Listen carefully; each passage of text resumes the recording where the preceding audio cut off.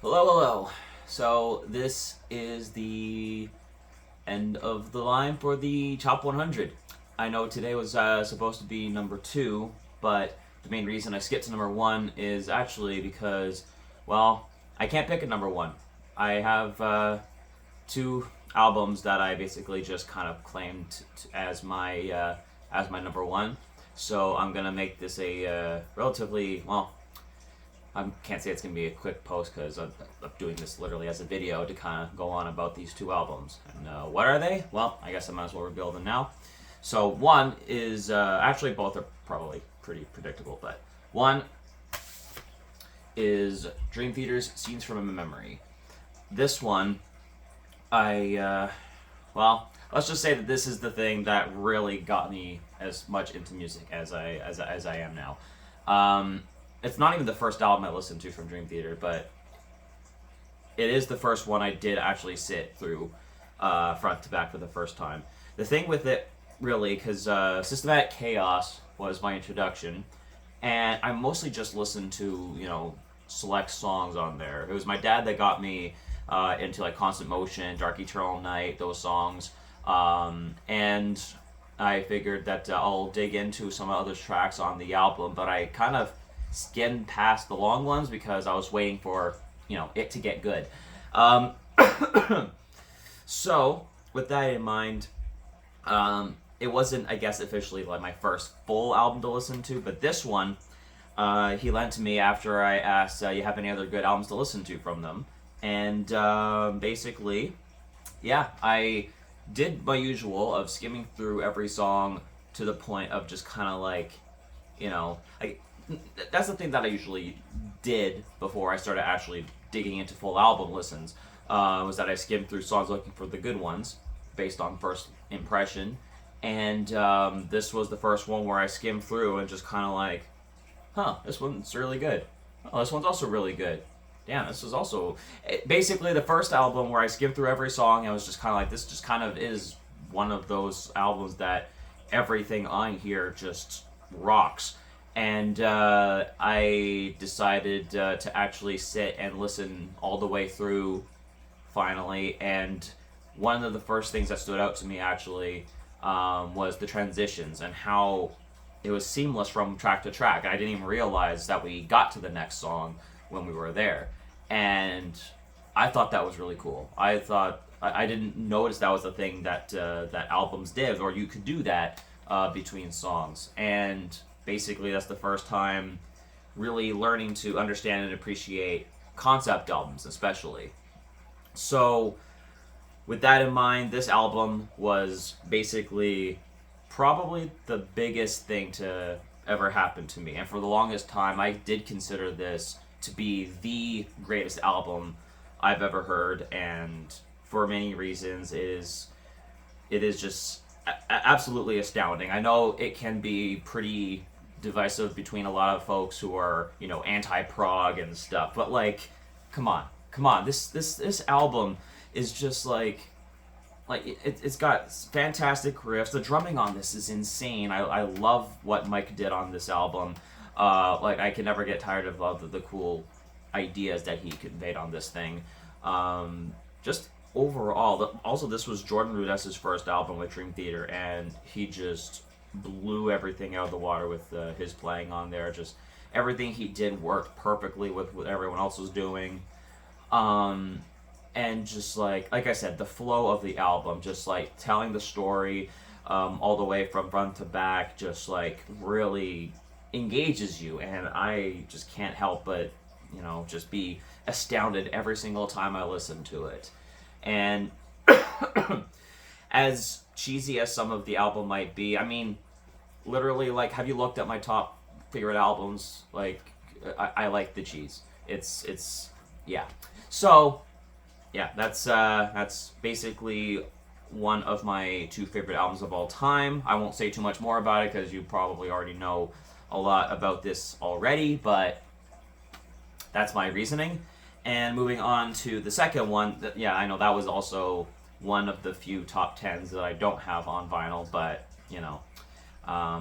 I couldn't really find a copy for a good price, and I'm still on the lookout, but we'll see what happens. I'm also kind of prioritizing underground bands for that.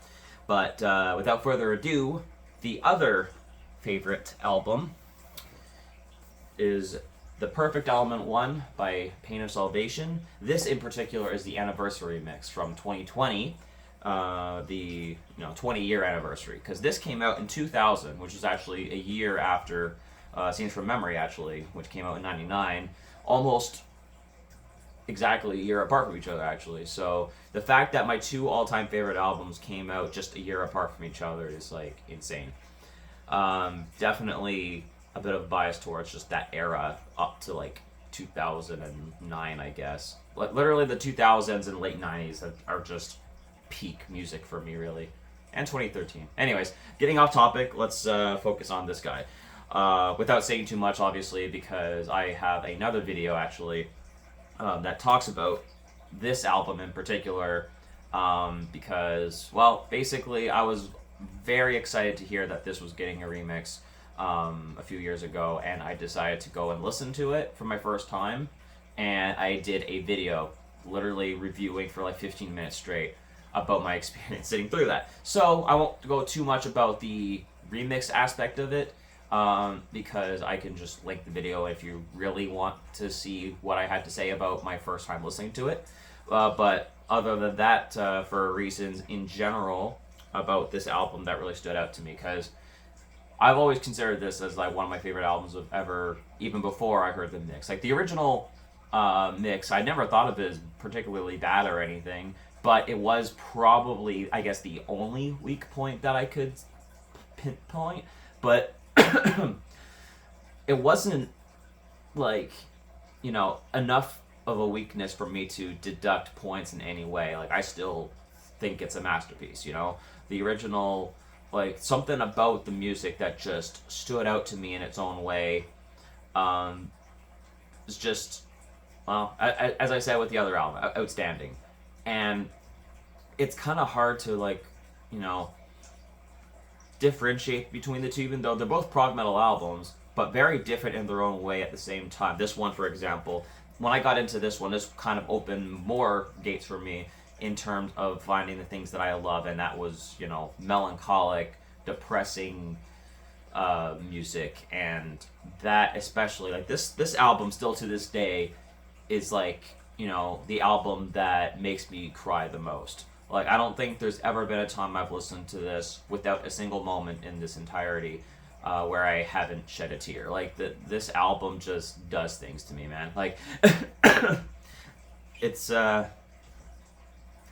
yeah, no, it's, there's a reason I put this up there as my favorite album. It's, yeah, there's a lot that could be said about it. Like, Daniel's vocals on here is like some of the best vocal performances on an album, and just has so much feel to it. Just the expression, I think, is really what pulled it for me. This one is just the most expressive, but there's so many good licks and just so many good riffs and drum passages. While not as technically proficient as Scenes from Memory, which is not necessarily a bad thing in any way, because, well, I mean, not everything's about technicality. And this album especially kind of pulled me into that aspect of prog, which is why this is up there. And Scenes from Memory, the technicality aspect just blew me away, but they still balance the two in a way that makes it just still so perfect for me. It's like there's no perfect middle ground that you need to be considered perfect. I think you can really get something masterful in both regards. Just sometimes one has more than the other, and this definitely has more of the emotional side of it. I am absolutely, like, in love with this album, and when I found out that we're getting a remix, and like I didn't think this album could get any more perfect. Funny story, actually. For so long, I couldn't figure out between the two albums which one I could pick as my favorite. And it was actually, I told myself I'm going to figure out a way that I can see these albums live. I think that's the only way I can really decide what is my favorite album. I went to see the Scenes from Memory anniversary tour. Blew my mind. I was floored by it. It's basically as good as I expected it to be. One of the best shows I saw. And this one had an exclusive performance at Prog Power USA. And I could not miss it. I knew this was, if I'm going to see this one live, I had to take the opportunity. Here, let me just pull this one up too, just so you kind of, the two albums.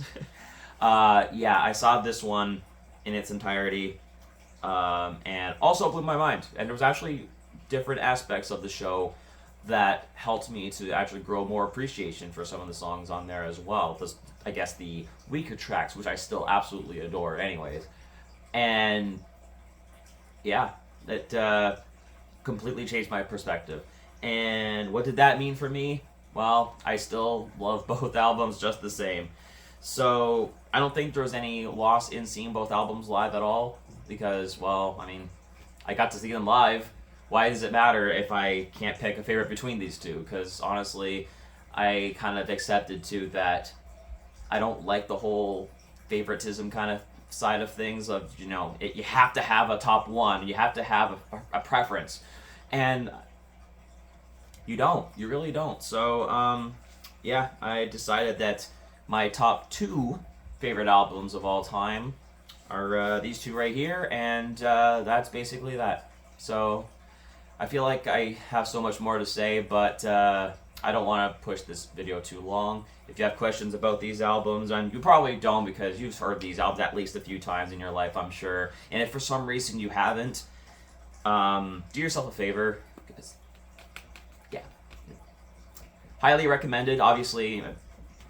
Why wouldn't I recommend it? Unless for some reason you don't like cheese. Yeah, even the Depressing album has got a bit of cheese. It's not as cheesy as Dream Theater, obviously, but, you know, it's prog. What do you expect? Anyways, thanks for watching. Really appreciate it. Thanks for following my entire top 100. Even if you felt forced to follow it, I still appreciate it, because, I mean, you could just unfollow me if you weren't into it, but I appreciate every one of you for sticking around and following along with it. I'll repost my whole chart of my top 100 again tomorrow, so in case there's anything you missed, go through it. And I will also show my honorable mentions, which I actually put together another, I think like 80 albums. So, yeah, 80 more albums that didn't quite make my top 100 that could make its way in, or I just thought it was too good to not, you know, skip out on. So, yeah, there's a lot of good music, and that's that. That's my reason why I like to share so much music with you guys and doing what I do. And that's basically that. So I'll stop right there before I continue on doing the thing I usually do, and that is talk for hours about it. So have yourself a good day. Happy holidays. Happy New Year. Really look forward to seeing what kind of new stuff we got coming up in the new year. Speaking of which, for also this year that we're just wrapping up, I will also be posting a video very soon going through my favorite albums and EPs for 2023. So hope you stick around for that too, and have yourself a good one. Cheers.